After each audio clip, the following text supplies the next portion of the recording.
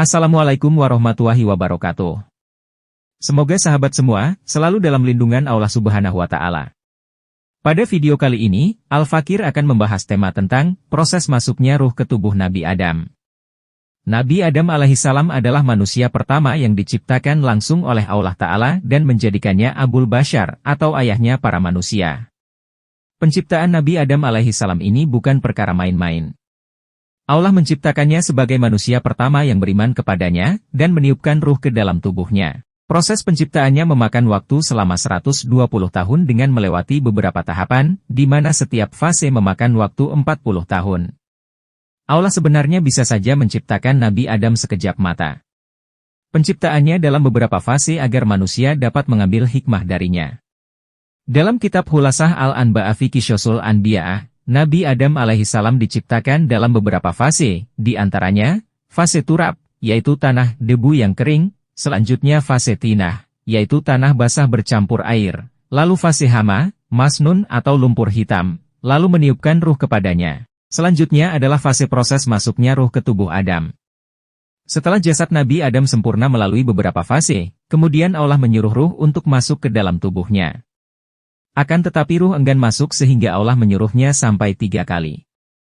Diriwayatkan bahwa ruh berkata, "Wahai Tuhanku, bagaimana aku akan masuk ke dalam tempat yang gelap?" Allah yang Maha Agung dan Maha Mulia menyuruhnya sampai 3 kali. Ruh tetap menolak, kemudian ia masuk dengan terpaksa. Ibnu Abbas mengatakan, tatkala Allah berkehendak untuk meniupkan ruh kepada Adam, maka dia menyuruh ruh untuk masuk kepadanya dari kepalanya. Oleh karena itu, kepala disebut dengan yafuh, atau ubun-ubun. Riwayat lain dikatakan, ruh berlegar-legar mengelilingi jasad Nabi Adam sambil disaksikan malaikat.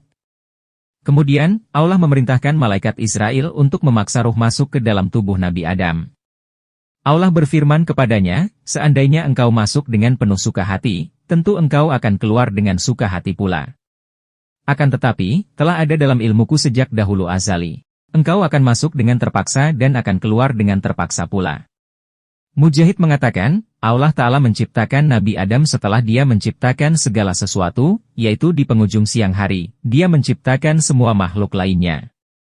Setelah ruh menghidupkan kedua matanya, lisannya, dan kepalanya, namun ruh masih belum sampai ke anggota bagian bawahnya. Adam berkata, "Ya Tuhanku, segerakanlah penciptaanku sebelum matahari tenggelam." Inilah hikmah mengapa manusia punya tabiat tergesa-gesa sebagaimana firman-Nya dalam Al-Quran, yang artinya, manusia telah dijadikan bertabiat tergesa-gesa.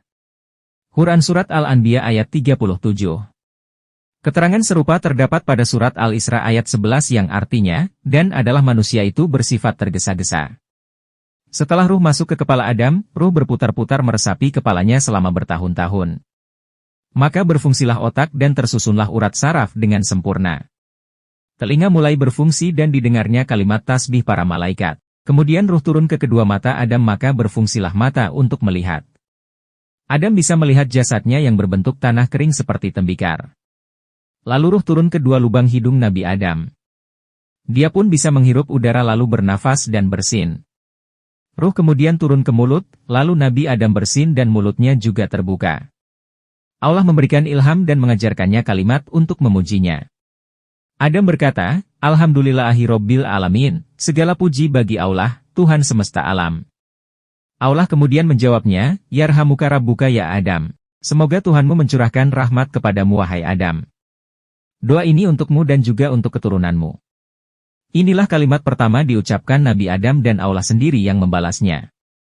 Karena itu, menjawab orang yang bersin itu disunnahkan. Selanjutnya, ruh turun ke dada Nabi Adam. Dia berkeinginan untuk berdiri padahal tubuhnya yang bawah masih keras membatu. Ketika itu ditunjukkan sifat manusia yang terburu-buru sebagaimana diabadikan dalam Al-Quran Surat Al-Anbiya ayat 37 di atas. Ketika ruh sampai di bagian perut, maka organ perut tersusun sempurna dan saat itu Nabi Adam mulai merasakan lapar. Akhirnya, ruh meresap ke seluruh tubuh Adam, tangan dan kaki dan berfungsilah dengan sempurna mulai darah, daging, tulang, urat saraf dan kulit. Menurut riwayat, kulit Adam saat itu sangat baik berbanding kulit manusia saat ini. Warnanya masih dapat dilihat di kuku sebagai peringatan dan hikmah kepada keturunan manusia. Nabi Adam diciptakan pada hari Jumat, dari Abu Hurairah berkata, bahwa Rasulullah Shallallahu Alaihi Wasallam pernah bersabda, sebaik-baik hari yang matahari terbit padanya adalah hari Jumat.